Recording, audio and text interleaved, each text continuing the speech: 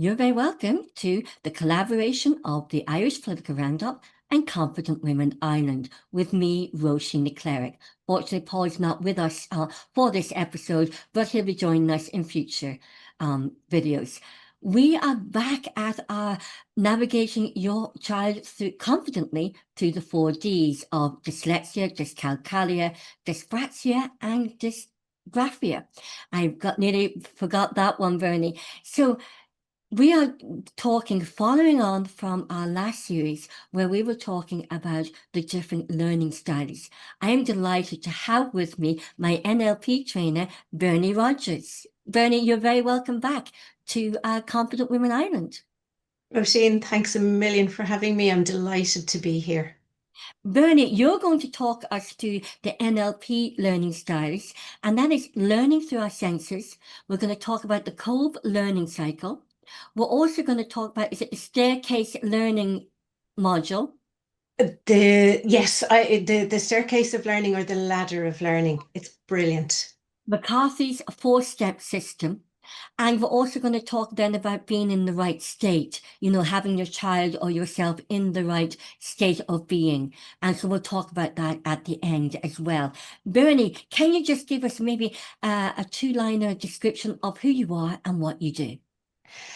I am an NLP trainer. I'm a professional coach. I also train MBIT, which is head, heart, and gut.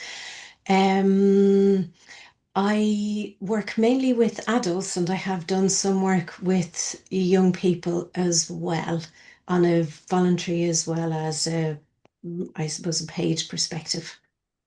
Well, Bernie, and you were my NLP trainer along with Joe Sayers, and I've always remembered, and why it was really was important for me to get you on. When I was training my NLP, I realized the different learning styles. Then it all came back to me when I went back to it's Sec 2 now in IT Cardo at the time with my degree in media and public relations. I was stuck. I was undiagnosed dyslexia. I had, and I knew I had dyslexia because I had my son at a educational psychologist, and he said, you have all the signs and symptoms, Roisin, as well. But it's expensive getting your children assessed.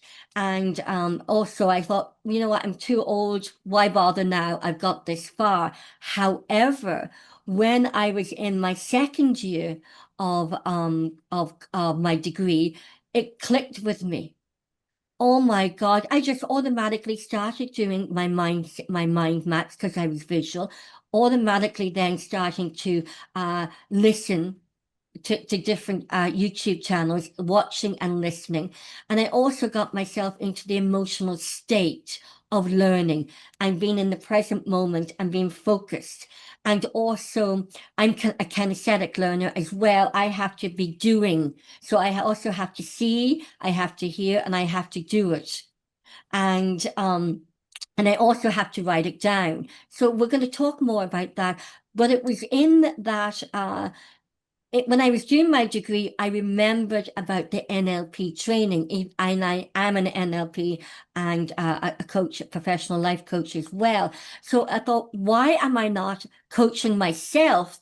Why am I not practicing what I preach to myself when I'm telling everybody else? So I became very passionate about different learning styles. So Bernie, you're going to talk us through the NLP learning style. So if you'd like to just talk us through, you've got you're going to use a flip chart. So talk us through the state. I will indeed. And just some of your listeners mightn't be aware of what NLP is. It stands for Neuro Linguistic Programming. And for me, it's all about learning how I do myself on the inside, how I communicate with myself, how I communicate with others, how I learn the things that I do really, really well and the things that I don't do as well, and having a choice and a knowing and how to change things. So for me, it's all about building awareness around myself, awareness around other people. And when I have that awareness and understanding, it builds my confidence in myself, and it helps me communicate much more easily, much kind of from a place of, I suppose, skill and understanding with other people. I absolutely love the whole area of understanding how I learn, how the people I work with learn. And for me, if I understand how I learn, it supports me better in my communication and also in building relationship with other people. And it encourages me to accept a whole different, lots of different approaches, and for me to be flexible in meeting those approaches. And for me, it all starts with state. It all starts with how I'm being as a learner. So, what kind of mindset am I in? Do I have the mindset of I'm a good learner, I can learn, I'm able to learn effortlessly and easily? Or have I a mindset of it's hard to learn, it's going to be difficult to learn this, it's going to be challenging? Whatever mindset I'm in will have an impact on how I learn. It's also important, I think, for me as a trainer, that's primarily what I am. So when I'm training, when I'm teaching, when I'm facilitating, to be aware of what state I'm in, and am I in an open state? Am I in a flexible state? Am I in the state that believes that somebody doesn't fail at learning, they're getting feedback, and as the person who's teaching, who's training, who's facilitating, have I taken on my responsibility to flex to meet the needs of the person I'm learning with? So for me, it's state is hugely important. And what is so let's now talk us through the different learning styles. So I have a couple of suggestions, and I put stuff on Flipchart because I thought people might like to have a visual of what we're doing. So, one of the things we talk about is that from NLP, we take in information through all of our senses: see, hear, feel, taste, and smell, and also through the language that we actually use as well. And sometimes we might hear ourselves saying, or we might hear other people saying, I'm a visual learner, I'm an auditory learner, I'm a kinesthetic, which is a feeling learner. And essentially, we're not only one of them, we're all of them. We do have a preference, and sometimes we have a preference depending on what it is we're actually learning.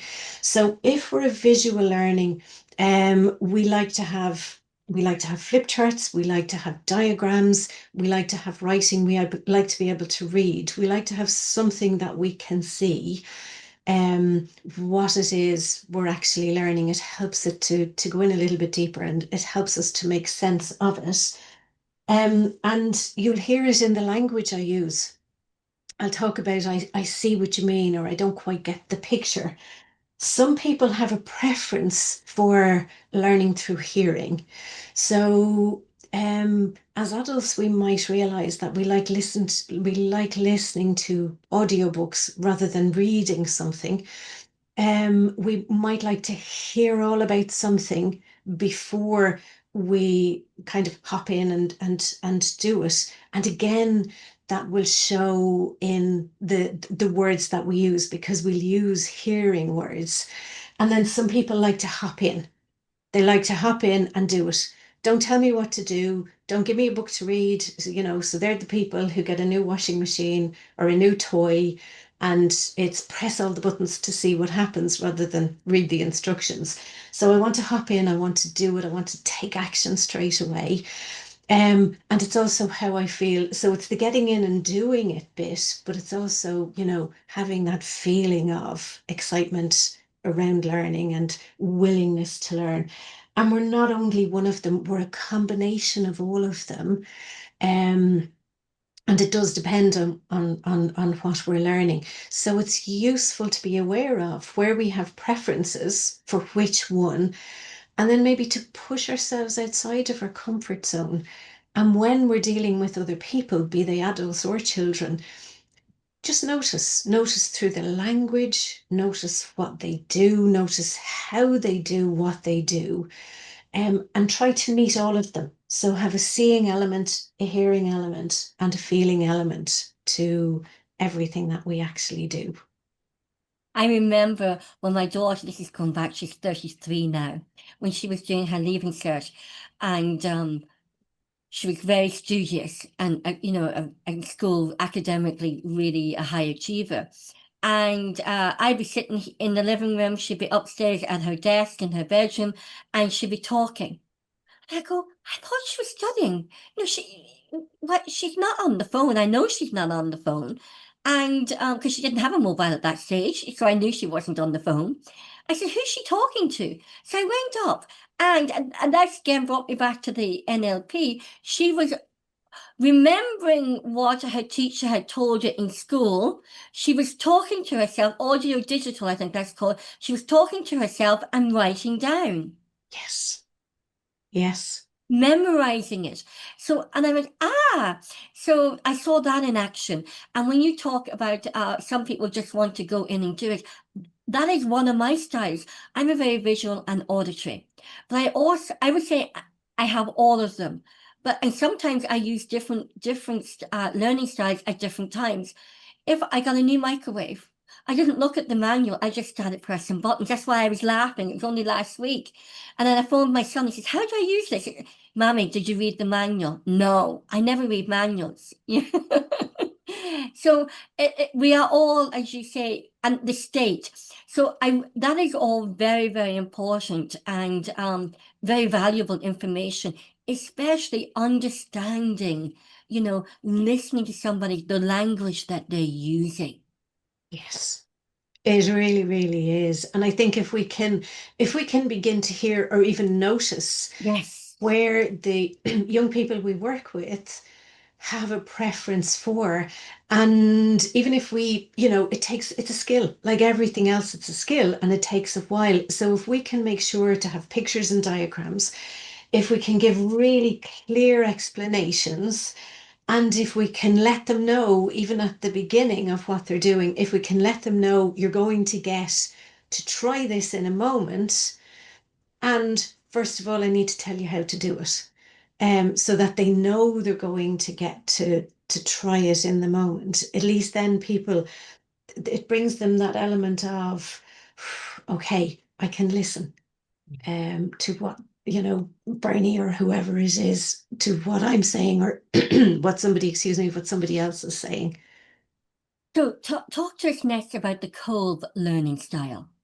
I think it's really, really useful to understand how we actually learn and what our preferences actually are.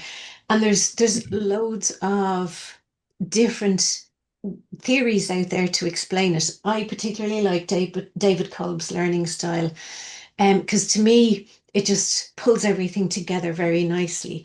And what this says essentially, to be a fully rounded learner, it's ideal if we move through these four stages. Um, and not all of us move through all of the four stages. And it's very useful when we're designing training, when we're working with somebody to help them learn something, or as a learner to know where my preference is. So, we talked about doing. So some people like to hop in and do. Some people like to plan. So it's learning is really good when we put an element of planning into learning a new skill or whatever. So some of us like to plan. Some of us like to reflect on what we've done. Some of us like to hop in and do and then reflect and then plan. Some of us like to plan, to do it, to reflect on it, and then link it to the broader world, link it to the real life and the broader world. So, some of us do it and link it and do it somewhere else, and then go back to more doing and doing it somewhere else. Some of us plan and reflect, plan and reflect, plan and reflect, and never get to do. Some of us get stuck here and forget to apply it to our daily life. And you might be going, well, I have a preference for, and some of the listeners might be going, oh gosh, I do two of them or I do three of them, but I don't necessarily all do four of them. And it can be really interesting when we teach young people that this is what we do. Now, there's loads more behind all of these that I'm mentioning, but it can be really useful for young people to realize, well, actually, I plan and do and plan and do and plan and do, but I never reflect or link it out into the broader world. And if I don't reflect, well, I might be repeating the same patterns over and over and over again. If I don't link it out into my daily life, if I don't link it out to other areas of my life, I could be missing out on applying valuable skills and learning to a different context. So this is really fun to know and to be aware of and to recognize, if I'm finding it difficult to learn something, I wonder why that is. Am I maybe not using all of my senses, or maybe I'm stuck Yeah. somewhere here? And that can be challenging to us. Yes, because it took me, I would say in my younger years, I was all four. And then in my same my 30s to my middle 40s, I was stuck. And then it was when my 50s, I've gone back to linking it all again. So, and that was probably when I went back and I studied the coaching and my NLP. It was like, oh my God, where have I been? I blocked things. I've got stuck, and that moved, and I had that shift. So I think that is so important to have that awareness and that understanding of ourselves, and as teachers or training facilitators or parents helping our children through any of their learning styles. Next one, I'm really curious. I mean, I remember this. It's the staircase ladder of learning. Talk us through Ye- that one. This is one of the most powerful, I suppose, one of the most powerful theories to be aware of. And it's so simple. And what for me it does, so if I'm aware of this as a young person or as an adult, and if I'm learning something new and I run into challenges, if I'm aware of this, I don't stop, because sometimes when people are learning a new skill, Yeah. if I'm used to getting everything right all of the time, if I'm used to everything being absolutely perfect, if I'm not used to being challenged, sometimes I can give up in learning the skill. And basically, what this says is we go through more stages. We go through 4 stages, and there's actually another stage beyond that for some folks called mastery. But we're all at a stage around learning, whatever it is we might be learning, that we don't know. It's out there for us to learn. We're not aware of it. We've no interest in it. We don't even know of its existence. And then at some stage we become aware of, and that's called unconscious incompetence. When we're talking about this in the trainings that I do, I liken this to learning to ride a bike or drive a car. At some stage, we're used to, when we're younger, getting into a car and being chauffeured everywhere. It doesn't dawn on us that we too could drive the car at some stage. And then at some stage, we have an awareness of, I'd like to be able to drive a car too. Um, and we then get an awareness of what we don't know, and that's conscious incompetence. So I remember the first time I got into a car, and I was the one who thought, I've watched people do this for the last 17 years. I'm going to be able to do this. It's so easy. Got into the car and then realized, well, there's me, there's the wheel, but at that stage there were 3 pedals. And then there were 3 mirrors, one in front and 2 at the side.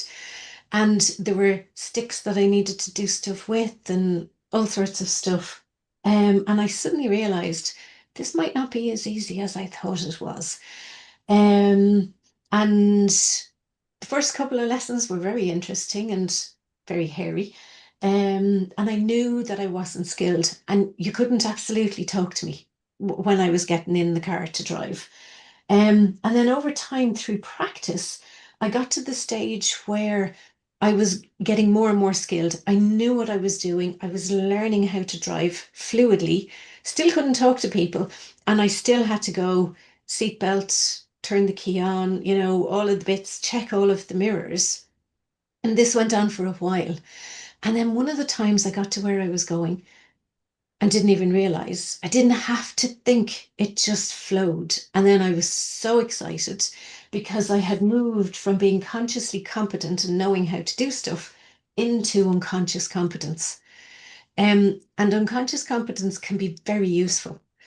So think of the times tables, 2 2s are 4. We just go 6 6s are 36. We can just call it into our, into our mind consciously. So it can be very useful to be here.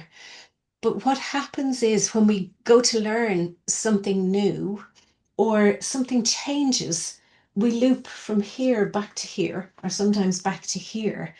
And if we realize that it's awareness and knowledge and practice that gets us from here back to here, that can help. And the example I generally use then is going from a handbrake, you know, the pulley up handbrakes, to a push handbrake.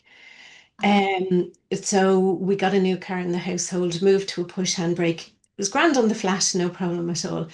I was stuck on a hill, like, you know, the hills that are like that. Well, it was actually probably like that, but it was like Mount Everest.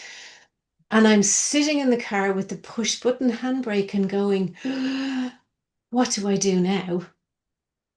So I had to put the foot on the clutch, unpush the button, because in the olden days you had to unpush the button.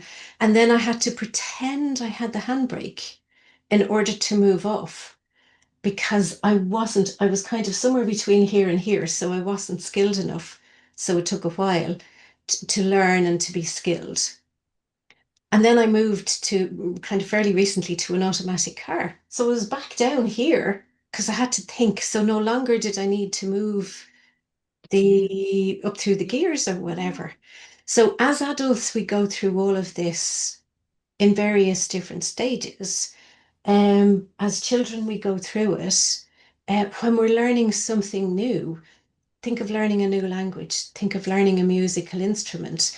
If we're used in one area of our lives to, you know, learning effortlessly and easily, and we begin to learn a new language, we begin to learn a musical instrument, um, we're back down here. But if we're not going in the right state, with the right mindset, with an understanding of how I can make it easy for me to learn, we might give up here or here and not keep practicing until we get to up here. So this is really useful for us as adults or as young people when we're challenged in our learning, to remind ourselves where we are on this, and that if we practice, we'll get up to here, which can be such fun and it can be very useful. So when, as young people or adults, we're aware of this, and everybody else in the classroom or in the learning environment is aware of it, somebody else can turn around when somebody is struggling and going, oh, you're just here, you're just here. Keep going, you're doing a great job. Or the young person themselves can be empowered to actually say out loud, I know I know I'm finding problems, or I'm finding this difficult or whatever, but actually I'm here, or I'm here with it. And we can change that language for young people as well. But I'm either here or here, and all I need to do is practice. And if you think about what that does inside for us as adults, it makes me go, right, I remember I'm here. How much more empowering is that for a young person to have either an adult who's supporting them, remind them, you're here in this subject, in this skill that you're learning, in this thing that you're learning, and with practice and support, you'll get up here. And that links very nicely to the Kolb, where it goes the doing, the reflecting, the planning, and the linking. So the staircase ladder of learning is very much connected to the Kolb learning styles. It is. These all link in together. They do. So we've got a couple of minutes left, and so now this brings us on nicely to the McCarthy's format system. Talk us through this. I love this. To me, this reminds me being when we go through the Kolb learning styles, when we go through the stages of the ladder learning, the staircase ladder learning, and this brings me back to the state as being, I have to be in the present moment when I'm doing everything. That's how I learn how to link everything up in the reflecting, the doing, and the linking, and the Kolb learning styles is being in the present moment. And this, even before we came in, when we pressed the start button, I had to get in the present moment. That's how I learned to do things. And I think a lot of children and a lot of people with dyslexia, they're worried. The mind is full of clutter. The mind, they're stressed and they become very emotional and they get very frustrated. I can't do this. So this is really important. So talk us through the McCarthy format system. I love this. This is a gorgeous system and it's very widely used in the USA. Teachers would be, and Irish teachers might be aware of this as well. And you're spot on in saying that everything we've looked at beforehand maps beautifully onto this. So it does. And essentially, what Bernice McCarthy says that each of us, just like the others have said, have a preference for our learning. Some of us like to know why. So Yes. we're the ones who like to know why. What's in this for me? What will I get it? Why am I learning this? Some of us like to know what, the facts and the figures. What am I going to learn? What makes this what it is? Some of us like the how. How am I going to use this? Let me get in and do something with it. How will I apply it? And then some of us like to go to, oh, what's the potential? Or I know where I could use this. Where else could I use it? How can I expand on it? What's the potential in it? And it's useful for me as a learner to be aware that it's to go around all four. As a teacher or a trainer, it's useful for me to include all four, just like Kolb, and Kolb maps beautifully onto this as well. And it's useful to know that the majority of people that we're teaching or training or facilitating, the majority of people in the group potentially have a preference for why. Why is this important for me? So think of Simon Sinek, start with why. Yeah. So when I heard that first, this is what I immediately thought of. And it's like, yes, give me a why, give me a reason to actually learn. Years ago, I was helping a friend's daughter do her homework. So I was keeping an eye until her parents came home. And she was learning all about theorems. Myself and maths sometimes live on in two different universes. So the pair of us were struggling. And it was like, and we both said, why do we need this anyway? And her dad came in and he looked and he went, bloody, bloody, bloody, and this is all you do. And hey, presto, there you are. And I looked at him and said, yeah, we were just talking about why on earth do you need this? And he's an architect. So he said, oh, Bernie, you need this one to let you know where you put the windows and where you put the doors in a house. Because otherwise, how are you going to know where they go? And I looked at him and I thought, do you know what? When I was learning these off in school, had somebody thought to say, this will teach you where to put the windows and the doors, it would have given me a reason to learn it rather than just learning it off by rote. So that would have given me my why. Yeah, why? The what, so That's the why is the motivation. it is, it gets us in there, it fires us up and gets us all excited. Some people lead with the what. So these are your facts and figures people. These are the people who love to know, kind of the makeup, the statistics, all of that. These are the people that will notice maybe if I've made an error on this, they'll notice that maybe the writing is different in one part. So they're the detail people. So these love facts and figures. They love the information. Now, some people like to start here, but if I'm aware that it's good to go around the whole place, Yeah. I listen to the why, and then you can give me the to the what, because some people like to know what, and then why is this useful? But there's more whys in the population out there. And then there's the how. Well, how do I do this? How do I make it work? Give me something to try it on. The how helps us embody it. Because sometimes we can be stuck in the why and the what and the why and the what, and we never get to the how. And you can see now how Kolb's four Yeah. stages map onto this. So this is the how. This is give me something to do. Give me, and let me talk about it afterwards. How did I experience it? And then what will I do differently? So we're talking about generative learning here. So now that I've done all of this, how can I use it in my day-to-day life? How will this be useful? Where will I use it? Where else would be useful to use this? So the what is what if is what else could I do with it? What if I did it this way? So you can see if we're running a why and a what if pattern, we might forget to go in deeper and to try it on. If we're running a why and a what, we might leave these out there. If we're running a why and a how or a what and a how, we might leave some of the others out. So to give us that full rounded experience, that full rounded learning, that full rounded ability to apply our learning and enjoy applying it, this is really useful. So if anybody who has a learning difference with any of the 4Ds, the dyslexia, the dyscalculia, the dysgraphia, or dyspraxia, knowing why they have to learn something, the what is what I have, why, what is this going to come in for useful in the future? What, for what, like what am I doing this for? Yes. The how is how I'm going to link my learning styles in how I learn. How am I going to link it up and apply it? And then what if I could actually let go of self-limiting beliefs and self-limiting behaviors and habits in my learning styles, in how I absorb information? Because anyone who's living with the 4Ds of learning differences think differently.